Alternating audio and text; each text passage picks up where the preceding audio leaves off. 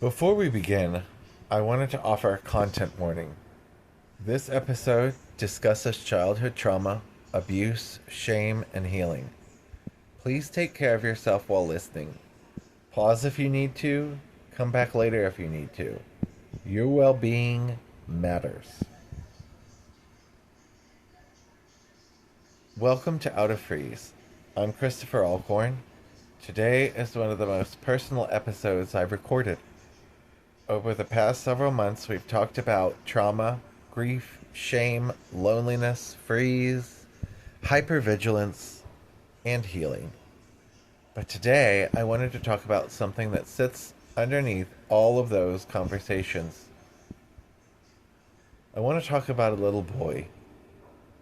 I want to talk about a little boy who was 5 years old. A little boy who trusted adults. A little boy who believed the world was supposed to be safe.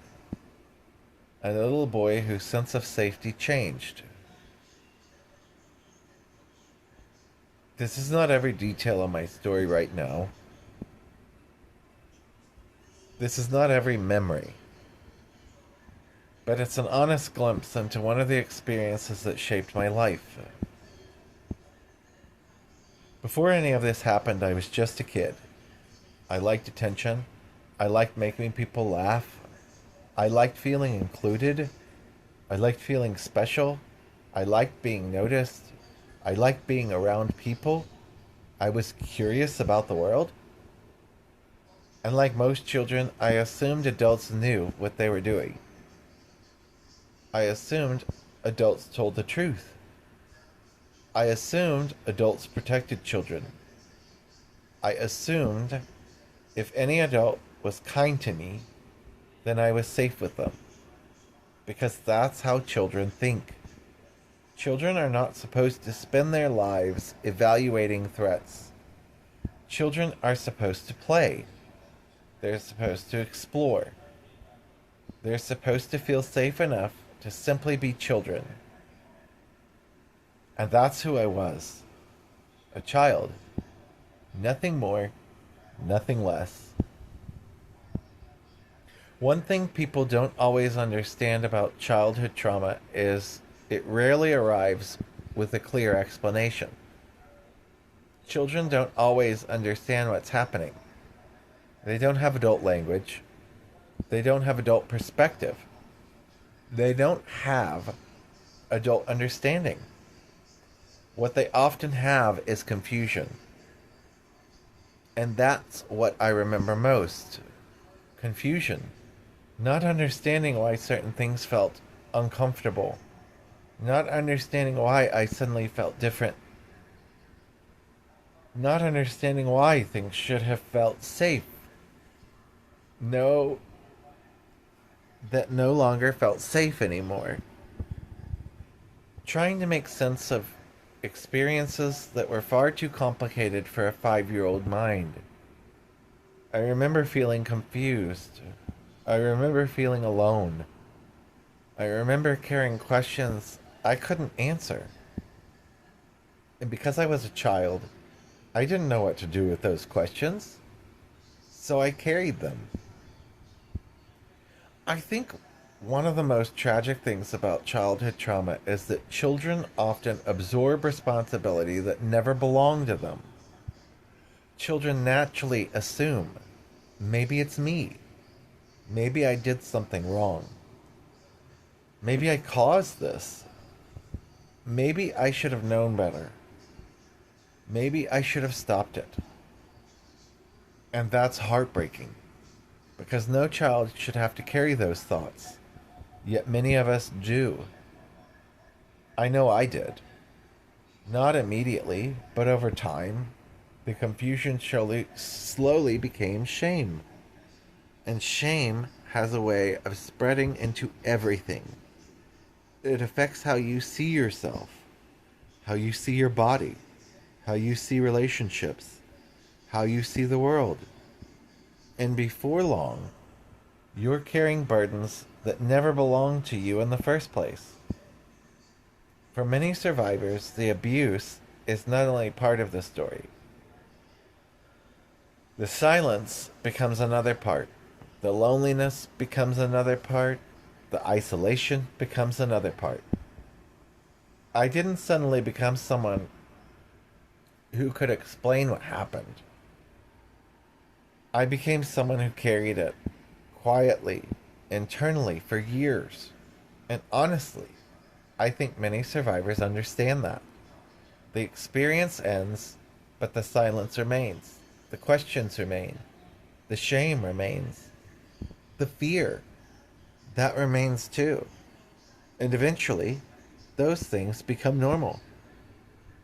You stop noticing how heavy they are because you've been carrying them for so long. As I got older, I didn't understand why I struggled with certain things. I didn't understand why I felt different. I didn't understand why shame seemed to follow me. I didn't understand why I often felt disconnected from myself. I didn't understand why some emotions felt so overwhelming, or why some situations affected me more deeply than they seemed to affect other people. I didn't know what was freeze and what it looked like. I didn't know what trauma was. I didn't know that survival responses were there to keep me alive. I just knew life was often harder than it looked. And because I didn't understand what was happening, I blamed myself. That's what many survivors do. When we don't understand the wounds, we often turn against ourselves. As an adult, I spent a lot of time thinking about that 5-year-old boy. And when I picture him now, I don't see someone responsible. I don't see someone who failed. I don't see someone who should have known better.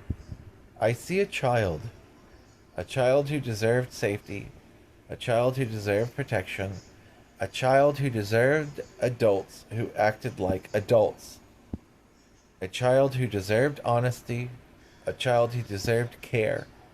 And one of the hardest parts of healing was learning to see him with compassion. Because for years I judged him. For years I blamed him. For years I expected him to have done things no 5-year-old could possibly do. And healing has meant letting go of that impossible expectation.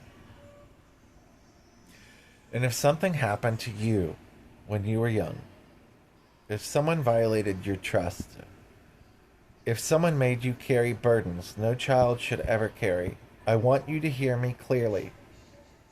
You were a child. You deserved protection. You deserved safety. You deserved adults who put your well-being first. And if you spent years blaming yourself, I want you to hear me clearly. The shame belongs to the person who caused the harm, not the child. Never the child. The child deserved protection. Always. I'm not sharing this because I want pity. I'm sharing it because I know how lonely silence can be. I know what it's like to feel different. I know what it's like to carry questions. I know what it's like to think you're broken. And I know what it's like to spend years blaming yourself for survival responses you didn't understand. If this podcast has taught me anything, it's that there are far more people carrying invisible wounds than most of us realize. And maybe part of healing is being willing to say, this happened to me, it affected me, it mattered, without letting it become the entire story.